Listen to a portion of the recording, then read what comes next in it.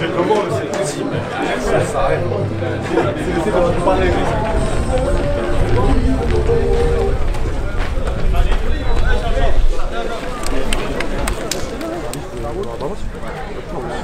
t'as gagné le terrain, je crois. Ouais.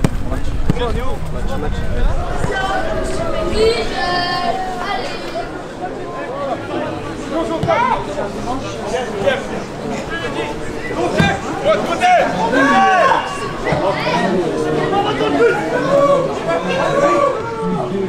Oh là là là là.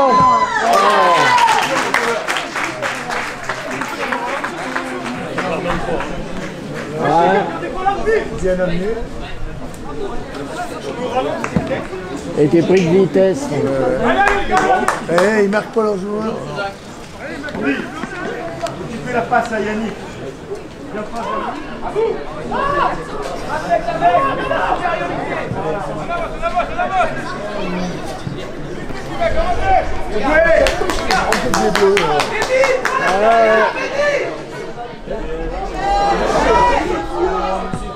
Oh, joli gardien. Ouais. En avançant! Prends la route, prends des buts. Ouais, Guillaume.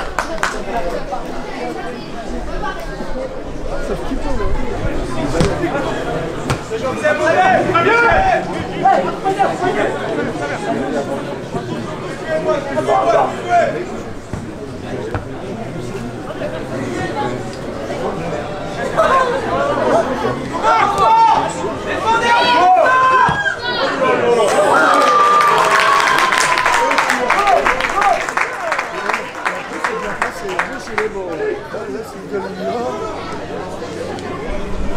Cherche pas à rentrer dans les silhouettes.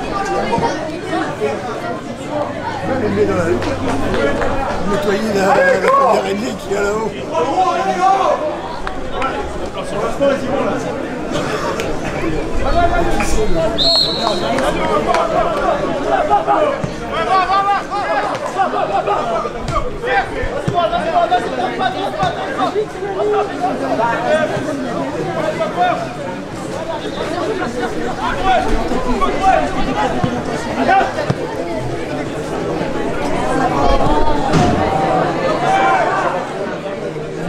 T'as vu le coup de rein, eh?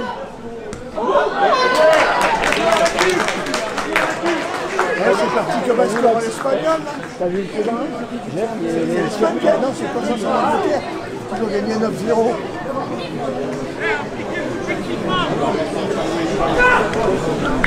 Deux attaquants. Vous êtes en contre à chaque fois. Le camarade, il va avoir 35 ans, là, qui s'est fait griller.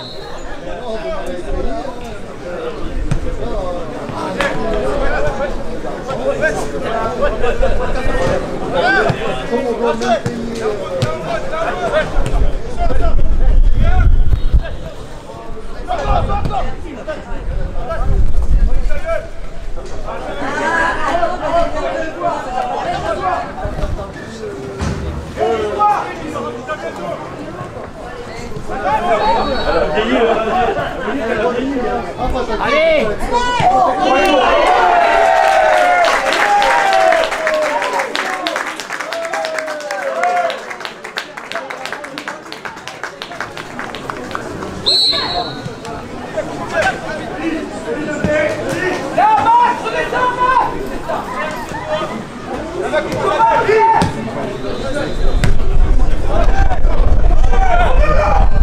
Toucher de la main. Oh.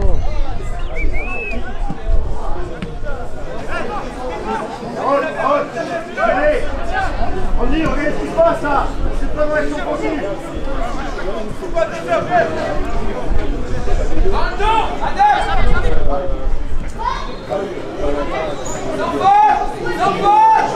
défendez debout. Défendez debout. Oh là là! Ah, qu'est-ce que tu veux qu'il fasse? Il a la pique.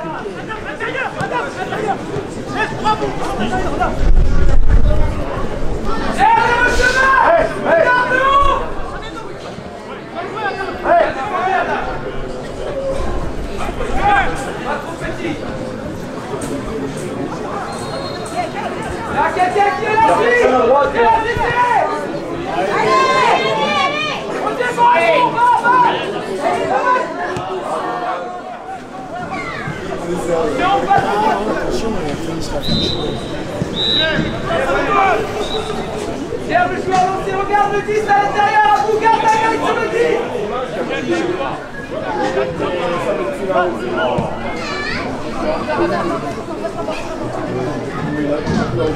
En avançant.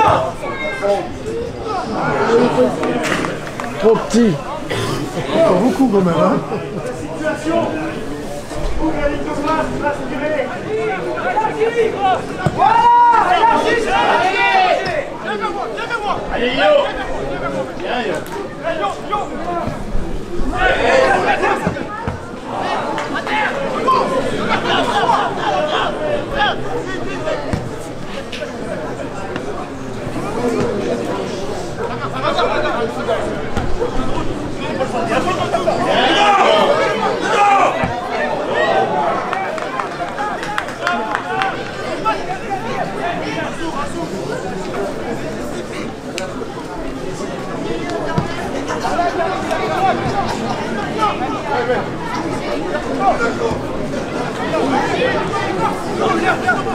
Allez, vas-y, lâche rien, mon mec.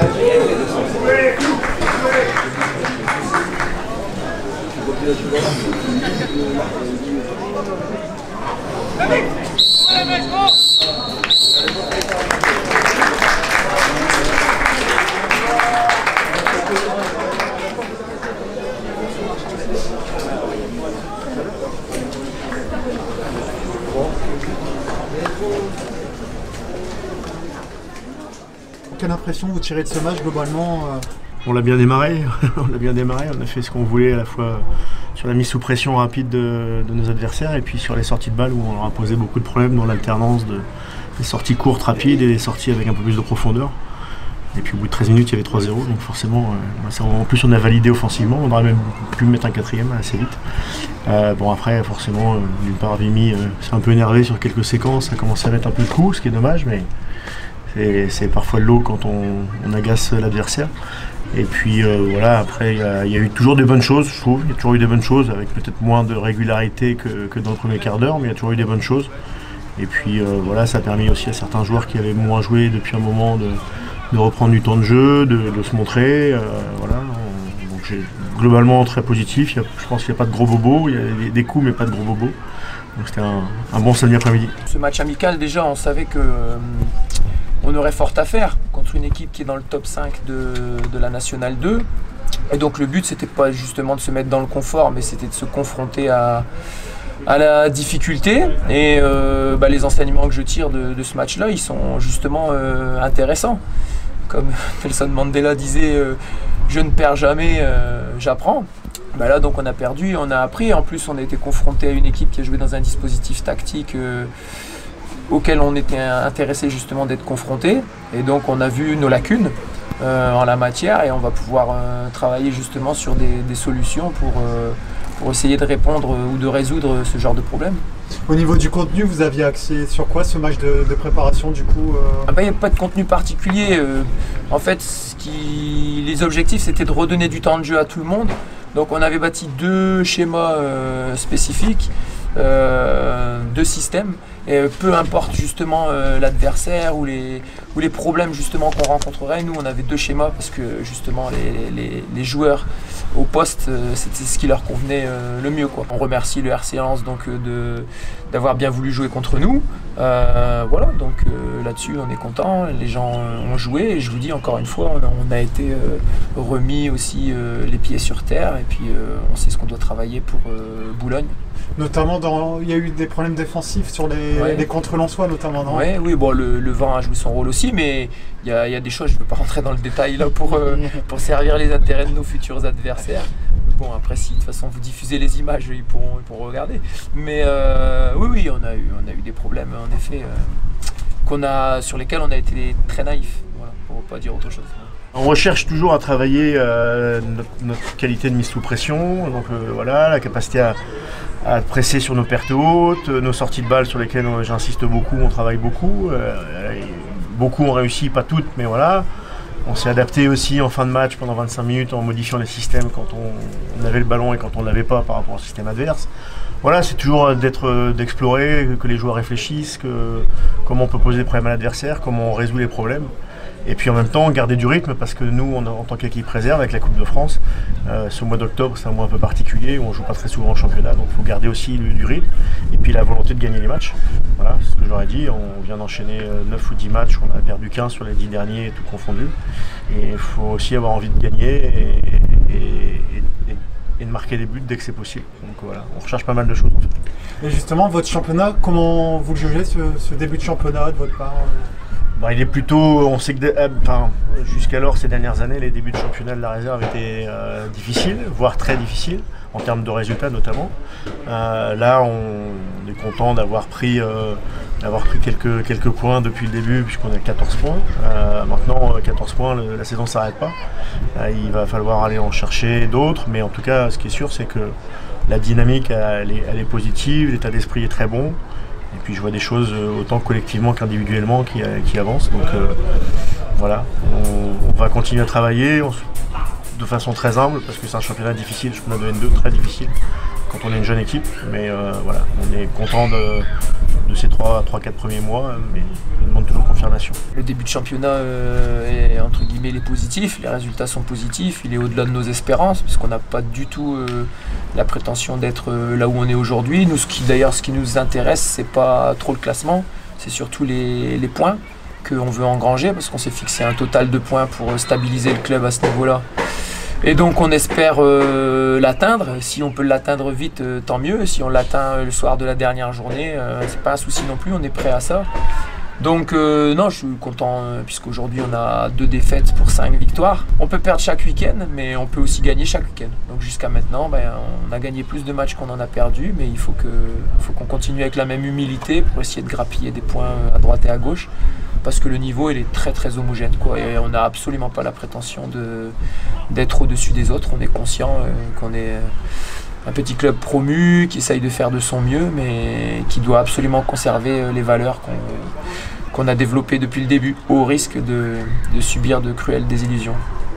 Avec les joueurs pros, il y en a toujours qui redescendent à un moment ou l'autre. Moi, peut-être pas trop aujourd'hui, il y avait juste Madrid, je crois. Comment ça se passe avec les joueurs pros qui redescendent et les jeunes, du coup? Ça se passe très bien, hein, d'une manière générale. À partir du moment où le joueur pro sait pourquoi il est là, met du sens sur sa venue avec l'équipe réserve, soit c'est parce qu'il est de retour de blessure, soit c'est parce qu'il a besoin de jouer parce qu'il a moins joué avec l'équipe première. Enfin, à partir du moment où il met du sens sur sa venue, c'est facile. Quand ils mettent pas de sens sur leur venue, c'est vite compliqué. Et après, moi je suis coach, s'ils sont pas bons, qu'ils soient pro ou pas pro, ils sortent. Lens, club formateur, beaucoup de jeunes du coup en réserve. Qu'est-ce que vous recherchez comme progression chez ces jeunes principalement? Vous savez, l'objectif quand on est entraîneur et en l'occurrence formateur et entraîneur d'une équipe réserve, c'est bien sûr que collectivement on arrive à montrer des choses, à faire avancer, à faire progresser le collectif. mais aussi qu'individuellement les joueurs avancent sur leur qualité, continuent à avancer sur leur qualité, et puis aussi sur peut-être leurs points faibles ou leurs défauts, pour que ceux qui méritent d'aller en haut y aillent durablement. Aujourd'hui, un certain nombre de joueurs avec des qualités différentes, mais pour moi beaucoup de joueurs qui ont vraiment des qualités intéressantes, et notamment dans nos jeunes joueurs. Voilà, il faut les aguerrir, il faut les faire progresser, et puis il faut faire comprendre que c'est un très beau métier le football, mais c'est un métier très très difficile. Il faut y mettre beaucoup de cœur, beaucoup d'engagement et beaucoup d'intelligence au quotidien, c'est pas juste le week-end.